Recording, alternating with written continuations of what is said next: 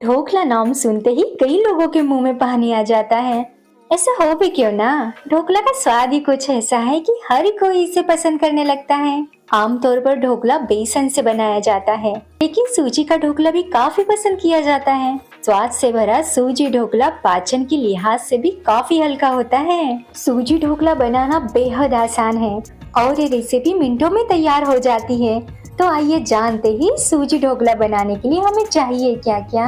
ये ढोकला बनाने के लिए हमने 1 कप साफ की हुई सूजी यानी रवा लिया है। ये ढोकला बनाने के लिए बारीक या मोटी कोई भी सूजी आप ले सकते हैं। अब 1 कप सूजी के लिए इसमें 1 कप खट्टा दही डालेंगे।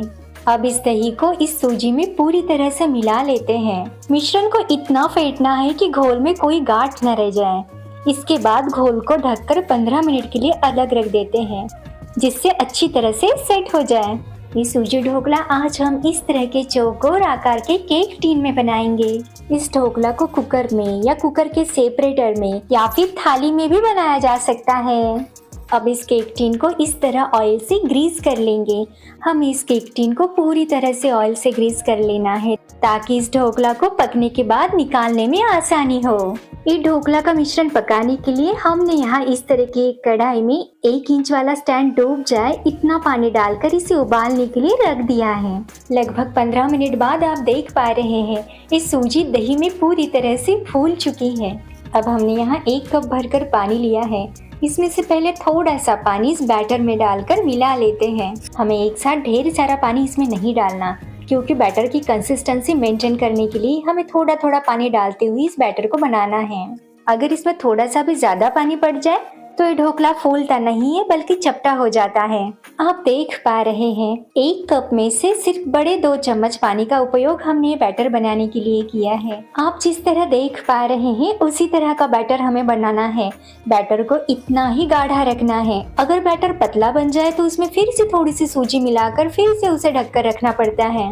अब इसमें बारीक कटी हुई 2 हरी मिर्च, कद्दूकस किया हुआ 1 इंच अदरक, 1 चम्मच चीनी, स्वाद अनुसार नमक और 1 चम्मच तेल डालकर इसे मिला लेते हैं।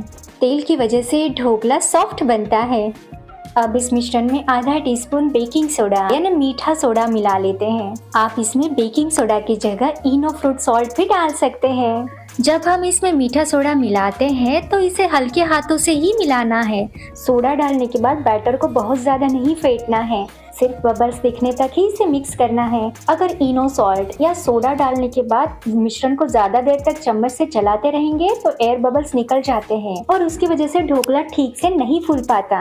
अब इस मिश्रण को झटपट इस केक टीन में डालकर इस तरह टैप कर लेते हैं। अब इस मिश्रण के ऊपर थोड़ा सा लाल मिर्च पाउडर डाल लेते हैं। ये दिखने में बहुत प्यारा दिखता है, बाकी कुछ नहीं।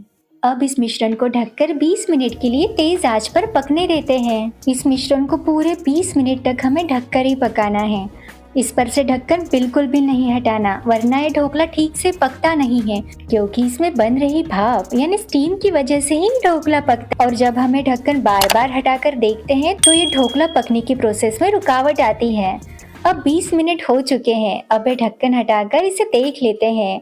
आप देख पा रहे हैं ये ढोकला पूरी तरह से फूल चुका है। अब इस तरह का चाकू इस ढोकला में डालकर देखते हैं। अगर ये चाकू इस तरह क्लीन निकल आए तो जान लीजिए ये ढोकला अंदर से अच्छे से पक चुका है। अब इस ढोकला को थोड़ा सा ठंडा होने के लिए रख देते हैं और तब तक हम इसके लिए तड़का बना लेते हैं। ये तड़का बनाने के लिए हमने यहाँ एक तड़का पैन में 2 चम्मच तेल लिया है।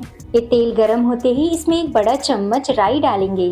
राई को पूरी तरह से चटकने देंगे, क्योंकि चटके हुए राई का स्वाद इस ढोकला के ऊपर बहुत बढ़िया आता है। जैसे ही राई चटकने लगे, लंबाई में कटी हुई 5 से 6 हरी मिर्च, 1 बड़ा चम्मच सफेद तिल और गैस की आंच बंद करके ताज़ा करी पत्ता डालेंगे। करी पत्ते हो सके तो गैस की आंच बंद करने के बाद ही डालिएगा, क्योंकि तेल बहुत गर्म होने की वजह से इस करी पत्ता के जलने की संभावना ज्यादा होती है और उसकी वजह से ढोकला का स्वाद बिगड़ सकता है।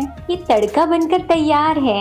अब इस गरम तड़के को गुनगुना होने तक ऐसे ही रहने देंगे।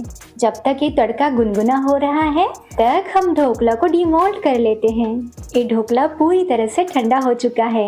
आप देख पा रहे हैं इसके किनारे आसानी से उंगलियों से ही अलग हो रहे हैं। फिर भी हम इसके किनारे इस तरह चाकू की सहायता से पूरी तरह से अलग कर लेते हैं। जिस प्लेट में हमें ढोकला को डीमोल्ड करना है उस प्लेट को इस केक टिन के ऊपर रख कर इसे इस तरह उल्टा कर लेंगे और इस केक टिन को थोड़ा सा थपथपाएंगे ताकि ये ढोकला आसानी से केक टिन से बाहर निकल कर आ जाए। और आप देख पा रहे हैं कि ढोकला कितनी आसानी से डीमोल्ड हो चुका है। इस ढोकला पर हमने जो लाल मिर्च डाली थी उसकी वजह से ढोकला बहुत सुंदर दिख रहा है। तो आइए अब हम इसे कट कर लेते हैं। हम इसे ट्रायंगल शेप में कट करेंगे। आप अपनी पसंद अनुसार ढोकला को कोई भी आकार दे सकते हैं। ये ढोकला बहुत ही आसानी से कट हो रहा है। ये पूरी तरह से सॉफ्ट बन चुका है और ये बिल्कुल भी चिपचिपा नहीं है। आप देख पा रहे हैं ये ढोकला अंदर से पूरी तरह जालीदार बना है और स्पॉन्जी भी। हाँ, बेसन के ढोकला जितना तो ये स्पॉन्जी नहीं बनता, लेकिन स्वाद में इसका मुकाबला कोई नहीं कर सकता। अब ये तड़का भी गुनगुना हो चुका है। अब हम इसे इस ढोकला पर डाल लेते हैं। इस तरह इस ढोकला पर तड़का डाल लेने के बाद ये सर्व करने के लिए तैयार है। ढोकला को तो हम कभी भी गर्म नहीं सर्व करते, इसलिए इसे पहले बनाकर रखना और बाद में सर्व करना आसान हो जाता है। इसलिए मेहमानों के लिए या बच्चों को टिफिन में देने के लिए या कभी भी नाश्ते के तौर पर आप इसे पहले बनाकर बाद में सर्व कर सकते हैं। आप इस ढोकला को मूंगफली की चटनी, नारियल की चटनी, ग्रीन चटनी या टोमेटो सॉस के साथ भी सर्व कर सकते हैं। लेकिन सच बताएं, बिना चटनी के भी ये ढोकला खाने में बहुत स्वादिष्ट लगता है। आप इसे एक बार जरूर बनाकर खाइएगा, आपको इसका स्वाद यकीनन पसंद आएगा। अगर आपको ढोकला की रेसिपी पसंद आई हो तो इसे लाइक और शेयर करना ना भूलिएगा। और आप हर्षति रेसिपीज चैनल पर नए हैं तो हमें सपोर्ट करने के लिए सब्सक्राइब कीजिएगा। कमेंट्स के रूप में आपके सुझाव और सराहना का हमें इंतज़ार है। फिर मिलेंगे एक नई रेसिपी के साथ, आपके हर्षति।